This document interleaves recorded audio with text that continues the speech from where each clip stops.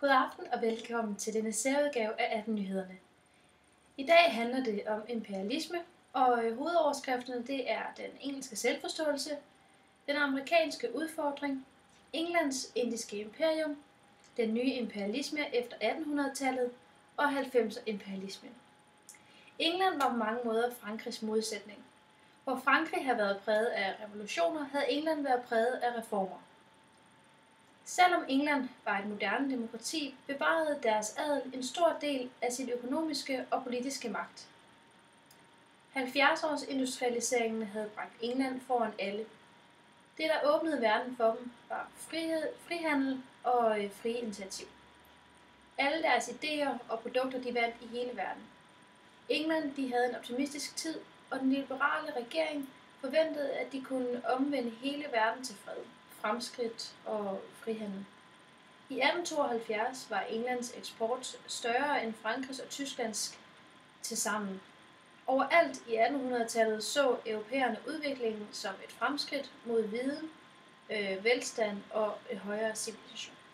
Jeg har i dag fået Jonas Schøtte i studiet til at fortælle os lidt om den engelske selvforståelse. Hvordan var den engelske selvforståelse?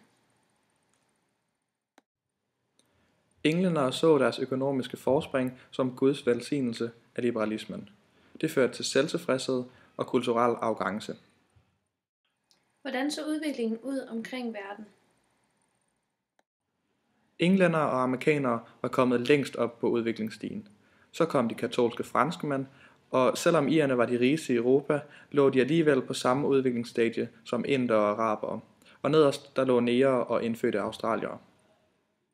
Hvilke budskab var de vigtigste? Man mente det var frihandel. Selvom englænderne var øverst i hierarkiet, var de villige til at hjælpe andre lande, der var dårligere stillede. De sendte missionærer ud for at frelse andre medmennesker.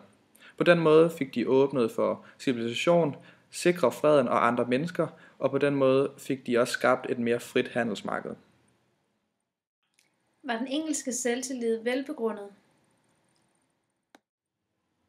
Bestemt. England var uden konkurrence verdens førende økonomi. Omkring år 1850 var England centrum i et atlantisk handelssystem, ligesom det også var centrum i 1600-tallet og i 1700-tallet. Rune han vil nu fortælle.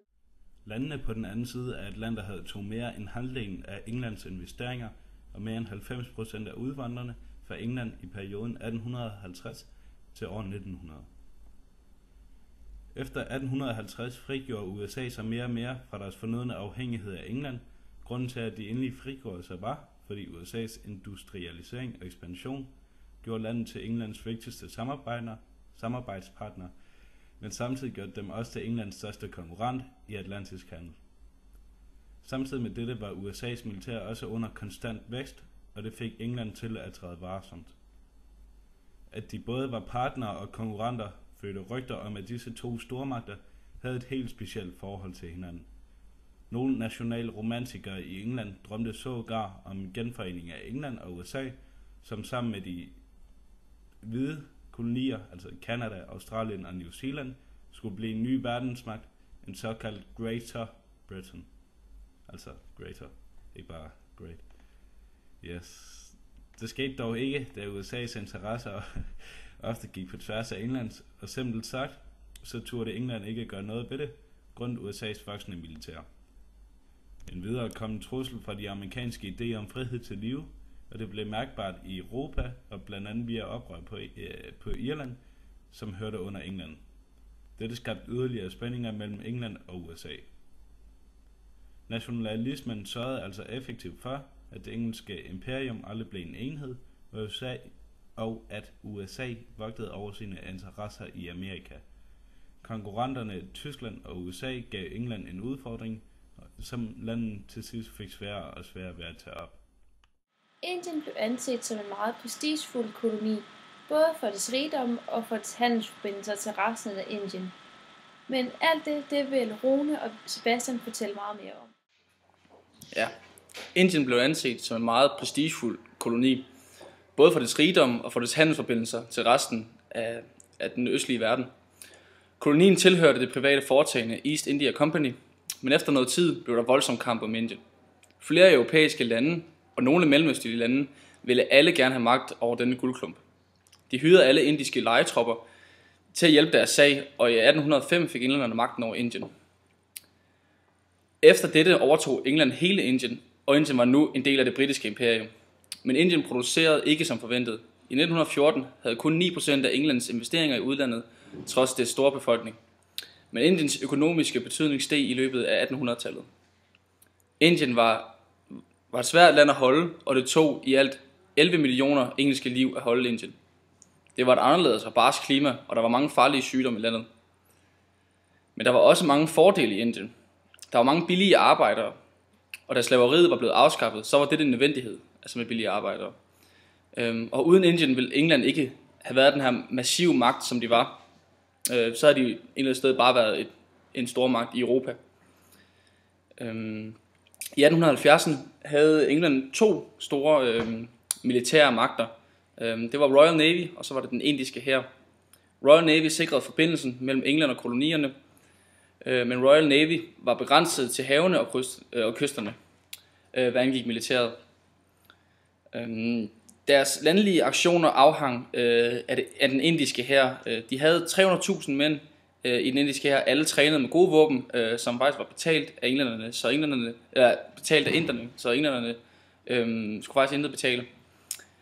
Man kan kalde den indiske hær for musklerne i den britiske armé. Men i 1857 kom der et oprør i den indiske hær, og store enheder lavede mytteri. Oprøret blev slået ned, men efter 1957, der var det ikke det samme længere. Og det vil Rune gerne fortælle noget om. Særlig angsten for, at russisk angreb på Indien via Afghanistan voksede. Mytteriet, der var religiøst begrundet, blev større, fordi der ikke var tale om isoleret hændelse. De liberale optimister havde haft uret. Englænder var ikke velkomne overalt, og opløsningen af frihandel fik ikke bedre, men snarere vanskeligere kår på store dele af kloden. Moralen i det hele var, at indre ikke kunne omskabes til en slags englænder. Verden ville ikke forbedre, og engelske der var måske ikke så valide og så gyldige som ellers troede. Omkring år 1900 var Indien blevet en militær byrde af en enorm størrelse. Den var omgivet af svage og ustabile stater, som let lod sig påvirke af europæiske stormagter. Englændere følte sig som bedre mennesker end de folkeslag, de regerede over, såsom Indien. Svaghed, det var heller ikke et ord, man kendte til der. Inderne skulle selv uddanne, så de kunne glide ind i administrationen og gradvist overtage landet. Englænderne skulle rigtig holde fast, mens man overlod inderne større og større magt. Dette viser dog hurtigt at være en umulighed.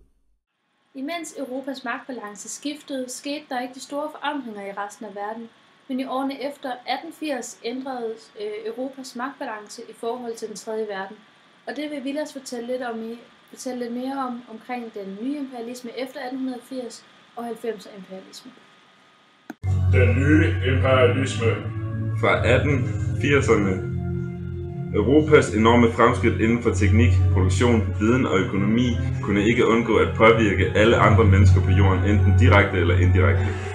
Før 1870'erne fandt regeringen i Europa ud af, at kolonier ikke kunne betale sig, fordi de udviklede deres egen kultur og til sidst løsrev sig, som det skete i USA i slutningen af 1700-tallet. Canada og Australien var også på vej mod selvstændighed.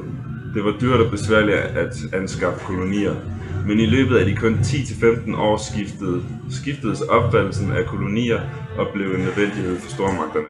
1890'erne. I 1890'erne blev imperialismen accepteret som en vigtig del af de fleste stormagter. USA og Japan havde store konflikter om indflydelsen i Stillehavet og Østasien. Drømmen om national storhed, prestige, råstoffer gjorde, at kolonifeberen steg i 1890'erne. Det var dog kun i få tilfælde, at det var anstrengelserne værd. Kina blev delt i interesseområder, og England fik det folkerigeste område. Men muligheder for handel blev ødelagt af modstand fra de selvforsynende kinesere. Der blev fundet værdifulde råstoffer i Sydafrika og Kongo i form af guldminer, som blev oprettet af hollandske indvandrere. Kongo blev overladt til den belgiske konge. Her fandt man i 1890'erne store mængder af diamant og kobber.